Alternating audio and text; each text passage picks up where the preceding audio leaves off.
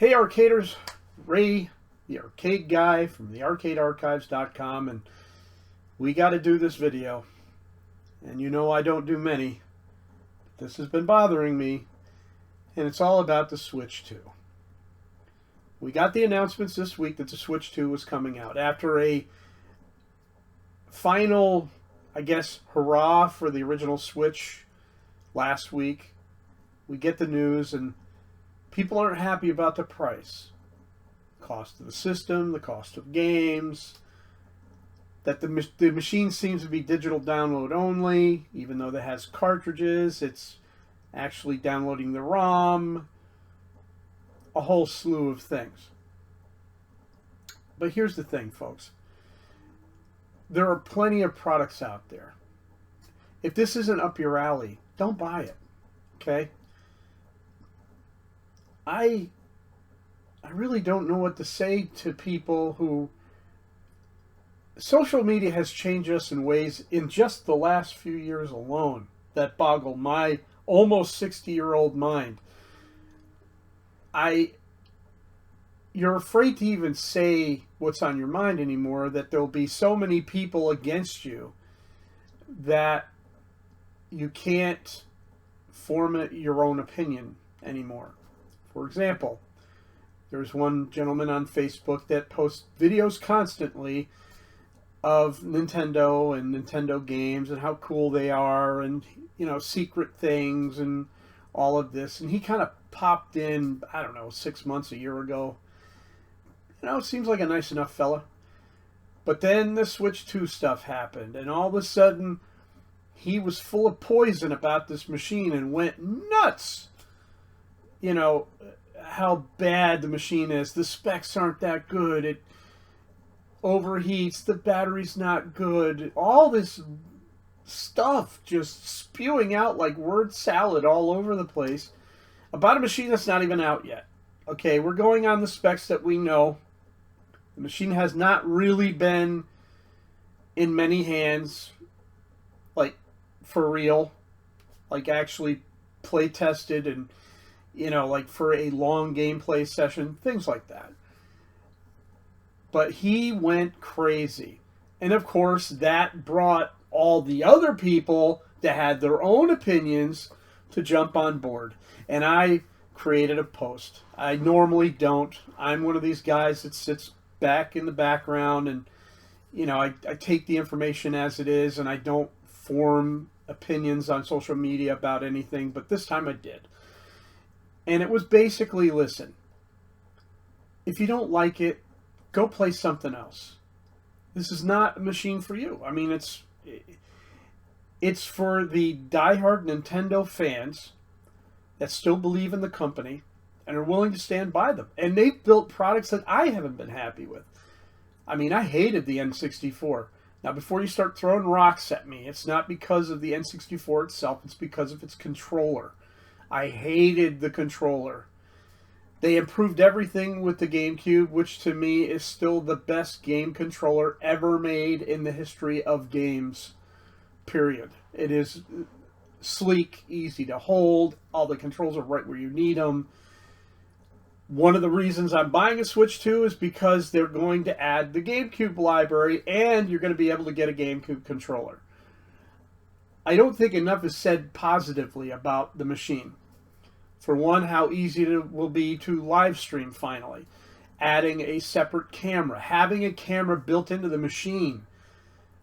Not having to use a streaming device to put your stuff up. It speaks volumes of what they thought about doing after, not mistakes, maybe missteps of the Switch. They looked at the Switch as a product that people would enjoy, and of course the streaming community had blossomed at that point, but the Switch hadn't gotten to that point. Sort of did, sort of didn't. They improved it. The GameCube library. The resolution is better. Everybody's going, why didn't they have an OLED screen? Because OLED screens are expensive, and they're trying to keep the cost down on this machine. Even though it's going to be more money, they're trying their best to keep this machine low. And you know, and I know that there will be a Switch 2 OLED probably less than a year from now that you'll be able to buy. Okay? That's how Nintendo works. Everybody's going crazy with pitchforks and torches like it's Frankenstein's monster. Okay? I have never in the history of doing this seen as much poison and vitriol in the last 5 days over a system. And everybody's whining boo-hoo. The price of the system, the price of the games, the digital download. Folks, we've had digital downloads for years. If you've had a Steam Deck, you've been digital downloading for over 10 years, okay? It's time to let certain things go. And believe me, I say this with a lot of pain in my heart because I have a very good, sizable collection of home consoles myself. And there is nothing like taking that cartridge and putting it in the slot and turning the game on and having it work. And that's probably why I haven't bought one of the new Atari consoles yet, because, yeah, what it does is it plucks the ROM and then runs it through an emulator. And I sort of have a problem with that, but with Atari, it's a very old console. That's basically how you're going to get it, because it would cost them too much to really build the VCS or the 2600 to full working specs and keep a product on the market that people could afford. And that's what's going on here. You know, they're saying, okay, the cartridge has the ROM on it, but then it has to transfer the ROM to an emulator. I think it's more for the Switch games in particular, because they had brought that up in the Nintendo Direct. I really don't have a problem with this. I don't. I think the Switch was the first machine I've had where I've embraced digital downloads, like to the point that it's insane. I'm not into big sprawling adventures that, you know, the software developers do today. Honestly, I think probably the last real sprawling adventure game that I played that I thoroughly enjoyed, and again, people will be on the fence about this, but I loved the Skylanders games. I loved the idea that it was like D&D, where I had a figure and I could drop it in and, you know, play the game with that character that I had in my hand 5 seconds ago.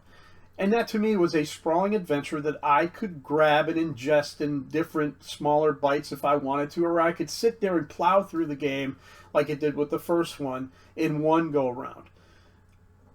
And I haven't felt that way about a game in recent memory until a friend of mine introduced me to BioShock. They let me borrow all 3 of their BioShock games.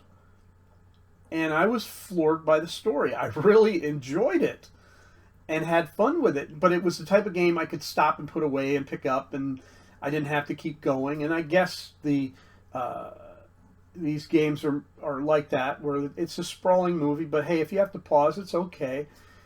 Well, I finally said, you know what? The BioShock collection on the Switch was a reasonable price, and so I bought it. And I haven't been able to put it down. It's a fantastic story, and the narrative weaves so nicely. And so for the first time in a very long time, I'm playing a game with a more modern narrative of storytelling, because I come from the arcade era, the golden age, the, you know, what you guys would consider simple games today, where our life, that was our lifeblood. You know, we would plop that quarter in and see how far we could make it, and when we couldn't, we'd try again and again and again. You know, it wasn't until later when continue points came up and games started to evolve. I mean, and I've said this before, I'll say it again, games would not be what they are today if it wasn't for my generation's games. They just wouldn't be. They'd be something different. You can take that with a grain of salt, and you could, you know, argue with me on social media about it later, because I figure I'm going to get a ton of opinions about my opinion about the Switch 2. I'm looking forward to the positive things, and that's what I think our life today, because of social media, tends to forget we always have to point out the fault and not the positive things. And I think that's why I haven't embraced social media like everybody else. I mean, I have my Facebook page, and it's all cat videos and fart videos and stupid things, and 90% of it's video gaming, and that's it. That's what I do, But when I saw that one post from this one Facebook post from this guy, and I don't know his name, and I don't want to call him out, and his videos are funny and short, and but he started with, "Oh my God, I can't believe the price. Oh my God, the battery life. Oh my God, it overheats." He had all of this stuff that, where he's getting his information, I don't know, because again, you're not getting that information from a Treehouse video or the Nintendo Direct that came up. So I don't know where all this is coming from, other than maybe they're pulling it from the specs and they're thinking, well, that's what's going to happen. But he was full of anger about this machine. And then, of course, thousands of people jumped on board and decided that they were going to be in this fist fight about it. And I just posted something very simple and saying that this machine apparently isn't for you. I mean, it isn't. And I had maybe 20 or 30 people smile, thumbs up, and then I had one or two that were just like, he's a bot. And I think I commented with, yeah, I'm a bot on my mom's side and my dad is an android, or some stupid thing like that, because I don't know how to reply to bullies online. It's just not my gig. It's not what I do. But I think we need to all take a step back and appreciate what Nintendo brings to the table and look at their history and look what they've always innovated on. Like they had the first controller with a D-pad, which has been the industry standard. Even today with analog controls, there's always a D-pad on the machine. And you can thank Nintendo. Thank you, Nintendo, for giving me that. Because they did it, and all the things they've done to innovate. Like the one that always gets me, and I always laugh about this, because at the point that the Wii came out, I had given up on Sony. Their prices started to go too high for me, and that was because I had a family to feed, and I couldn't afford a $400 machine or a $500 machine or whatever price it was at that time, and the games were a bit more than I was willing to pay for. So I was there, folks. I know what that feels like. But the Wii comes out, and they have the Wiimote, and people were scratching their head when they first saw that thing in the commercial, like, what is this all about? And how am I going to be able to wiggle my hand? And I always love the videos where nobody's using the strap, and they throw the thing, and it hits their brand new, LCD television that they paid $3,000 for at the time, and it shatters, Those were always great fun. But then what happened was everybody had to have one of those remotes. And I remember Sony's vividly because it looked like a device that shouldn't be held by children. In my opinion, it was terrible looking. And I laughed at it. But it was a different world. We didn't have social media at that time the way it is now, where we could post our opinions and stand on our soapbox, our virtual soapbox, where we can say wherever we want because we're in the confines of our living space or our workspace with our cell phone, and we can say whatever we want and, ignore the rest and all of that. So I made a very simple opinion that, you asked for this, this is what you get. Here's the price. They had to raise the price because of the amount of work that went into it, the capabilities of the machine, all factor in. It's not, this is a norm, people. When a machine comes out, it's going to be up here. As time goes on, the price lowers to something people can afford. And if you don't want to pay that price, wait until the price goes down. That's what you do, Or, hey, I can't afford that game right now. Wait till it's like the collector's series a year later, and then you pick it up.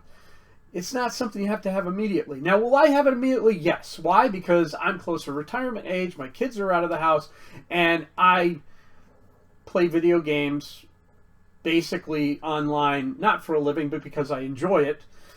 And I'm in the arcade industry. So, of course, it's my pleasure to do what I do. And I started the archives on that philosophy that I'd spent all this time doing something I love. I'm going to put it on the internet and truly embrace my past and allow people to see what I did and enjoy it. Not to tout what I've done, not to I'm better than this person or that person, because if I did, I'd be saying that all the time on social media, and I don't. I'm more of a recluse than anything else. My tens of fans on my website of 14 years will attest to that. I don't do it for quantity, I do it for quality. If I make someone laugh or I'm able to make a few bucks here or there, I'm good with that. I'm not looking to change the world and become a millionaire because of my rugged good looks and, my opinion. So, hey, congrats for having a successful Facebook page with videos about you playing games and finding hidden secrets that most people already knew that actually played the games growing up.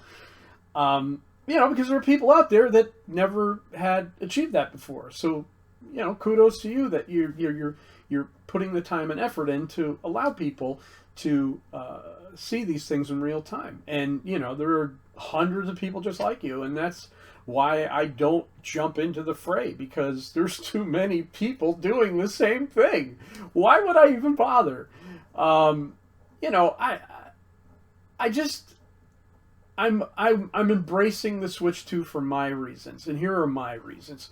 One, it is a better console than the Switch. For one, the controllers lock magnetically, and I watched him, and he's shaking that thing, and they're not coming off. And let's face it, folks, how many of you had the original, Joy-Cons, and you lock them on there, and they wobble? And you're always afraid that this fragile thing is going to fall to the ground and smash. I remember getting my Switch for the first time and treating it like it was fine china. Like I did not want to drop this thing. And I remember once I think I dropped the Switch and it was in my game room and the one Joy-Con hit the side of my arcade cabinet and it broke the thumbstick. And my heart stopped for 5 seconds because I thought, oh my God, it just destroyed this $300 piece of equipment. My wife's going to kill me. And it was just a Joy-Con, so I was able to go out and for $64, I might add, bought a set. And, I think they were $70-something at the time. You kind of got to buy into what you want to buy into and accept the fact that the prices may not be where you want them to be. Am I happy that I'm going to spend $450 on a machine with one game? No, I'm not happy about that. I remember buying my NES in '85 at the Kmart in Poughkeepsie, New York at the South Hills Mall, and I think I paid, $195, and it came with the system, the robot, the gun, 2 controllers, and I think 2 games. I think it was Duck Hunt and it was Gyromite. And you got a lot for your money back then. I mean, it was a lot of bang for your buck, but that's how systems were back then. Now it's not like that. And people are, oh, it doesn't come with a game. Oh, the games are so expensive. Oh, it's the console itself is too much money.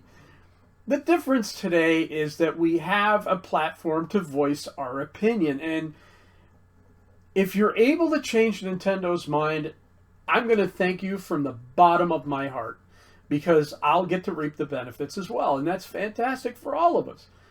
But to honestly think that a multi-billion-dollar company, which, by the way, had one of the greatest computer animated movies of all time last year with the Mario Brothers movie, and then top it all off, you have theme parks now, which, by the way, folks, I did go to Epic Universe last weekend, and I can tell you that my late teens self was in tears when I walked out of Princess Peach's castle looking down. My grown daughter of 28 years old was staring at her father sobbing uncontrollably in his Donkey Kong hat and his Donkey Kong shirt with his Donkey Kong power band. Okay? My wife's like, "You're 60 years old. Why do you have this stuff?" I'm like, "Look around my game room. This is what I am. Here I am." Okay? Nintendo isn't going to change. And for that, you know, it's like any large company. They've got to make a profit. This machine costs X amount of dollars, and they have to sell the product to generate profit to keep the thing going and make more games. And somebody had pointed out that, why is Donkey Kong $80 or whatever, but yet Donkey Kong Country comes out, and I think it was retailed at $89 in 1994. You gotta weigh your information and do your homework and really look at what is out there as far as what you're spewing and what's reality. And this young man, and I'm going to call him a young man because I figure, when I bought my NES, I was 19 years old. And at the height of it, I was in my early 20s, This guy was probably 5, 6, 7 years old, and I would probably equate that to when I had my G.I. Joe collection in the 70s. And we're not talking about the little guys. We're talking like the big action figures and the big vehicles and the big everything, And that was my life back then. And, Cox gas cars, if you remember those, little dragsters you'd fill up with the gasoline and, hope that you didn't singe your hair as you set that thing off flying down the street. That was his time, So his memories are very different than mine. And the fact that, he grew up, his nexus was that. So for him now in his probably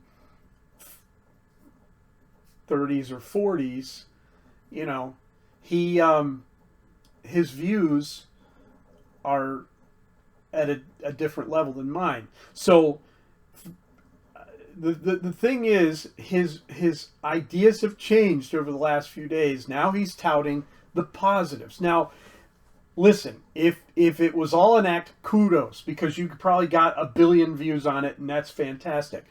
But more than likely it wasn't views. It was more the feedback he was getting from the people like me that said, whoa, whoa, whoa, whoa. You were this big Nintendo fan. All of a sudden you're bashing him like a baby seal. What is going on with you, man? And, of course he had to step back quietly and change the narrative as quickly as he could. He went and changed that narrative so that, he could keep his fan base. That's more than likely what happened. And hey, good for you, because, sometimes, you in the midst of anger, things come out. They just spew. And, you probably saw that first Nintendo Direct and they gave you the price, and then all of a sudden the prices started popping up and you're like, oh my God, I'm not paying that. Because you're used to Nintendo being, the Burger King, I guess, of the video game world. Because, you have McDonald's way up here and Wendy's, and then you have Burger King. Even though Burger King has a better product, in my opinion, and they will be number one up here for me, they're not for 90% of the people. And I think that's what Nintendo kind of falls into a lot, unfortunately, in the fact that, they didn't have these big, extravagant, more adult-themed titles because of the backlash from the 90s of having the video game code that they helped establish, and trying to keep it clean for families in the United States. And that that was a time that took a lot of years to get past. And I think with the Switch we finally started seeing it in full tilt gonzo mode, where there were games on there we thought we would never see, just ultra violent nudity, whatever, because Nintendo realized that it's a business and this is where the business is going, and we have to give people what they want. And so they did. And that's where they are now with this system. They're like, for years people have asked us, please Don't release a machine with a new coat of paint and say it's new when it only has new features but not really anything else going for it, because that's been the general opinion of Nintendo for several years now, other than the Switch. And a lot of people are saying, well, the Switch 2 is just a Switch. No, it's not. It has more power. It may not be the power you want, but it has it. You know, it has a better screen, more resolution on the television. You know, I love that the dock actually has a fan in it this time, because I was always afraid I could probably bake a potato on my Switch because it got so hot as I was playing BioShock on my 65-inch television in my living room, you know. So that I'm looking forward to. But there's a lot I'm looking forward to. Just the fact that Mario Kart is like up to 30 people online. Just about any character in the game is a driver.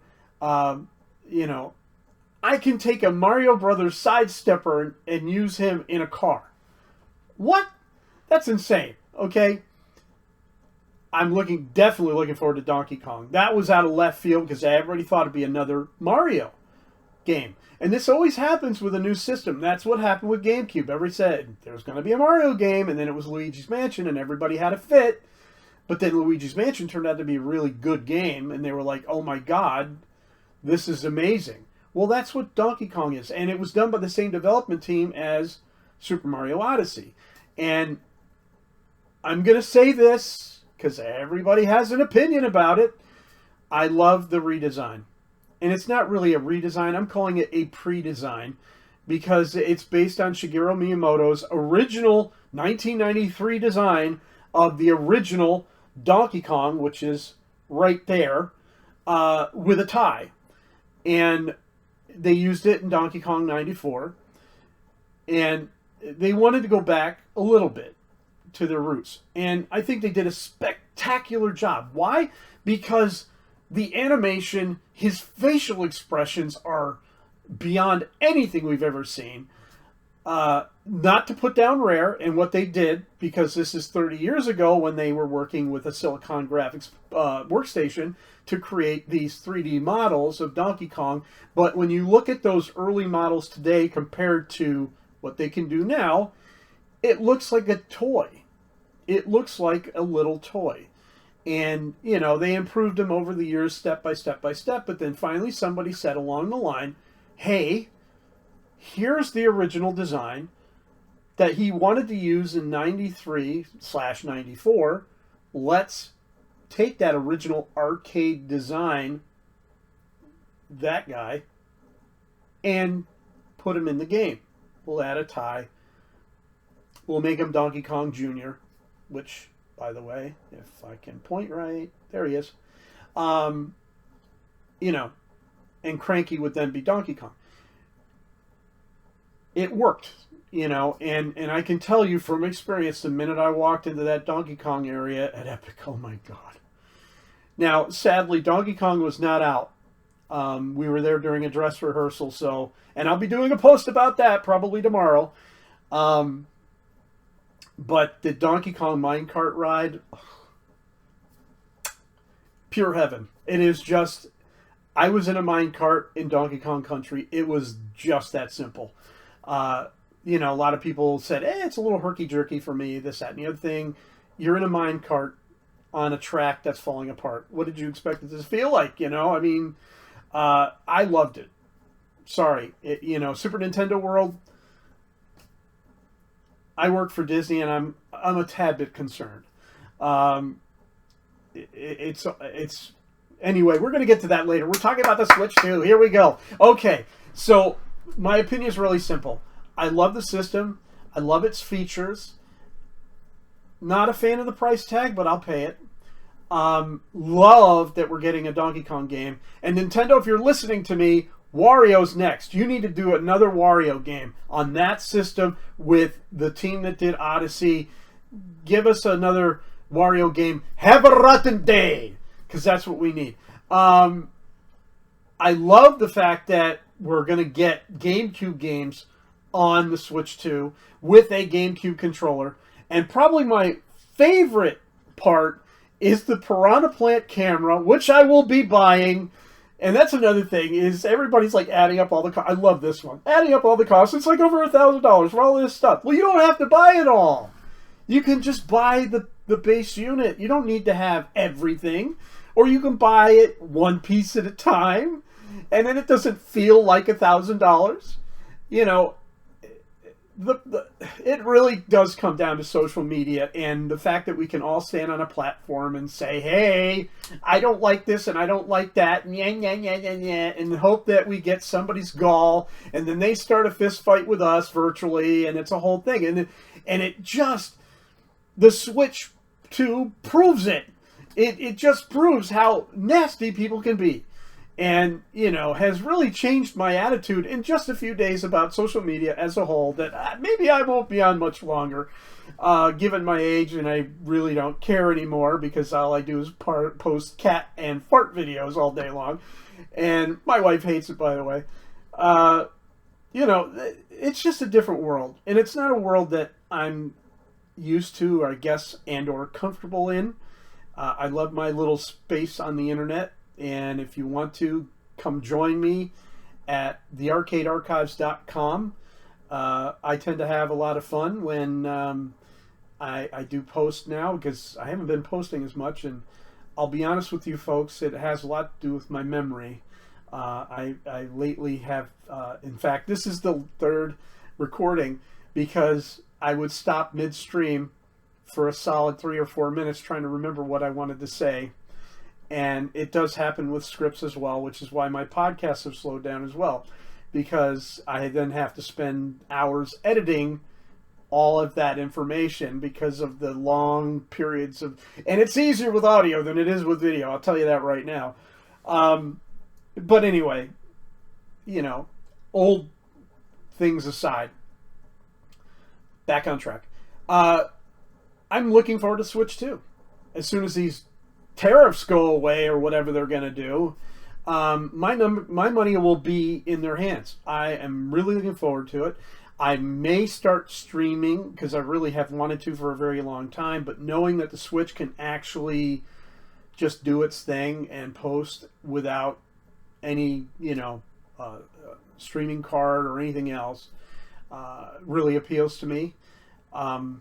My compatriots on the archives, Ubernerd and, you know, Danny Ultrasonic, you know, post where they can now. I think Danny does a lot more. But mine is sat empty for 3 years at the top of the site.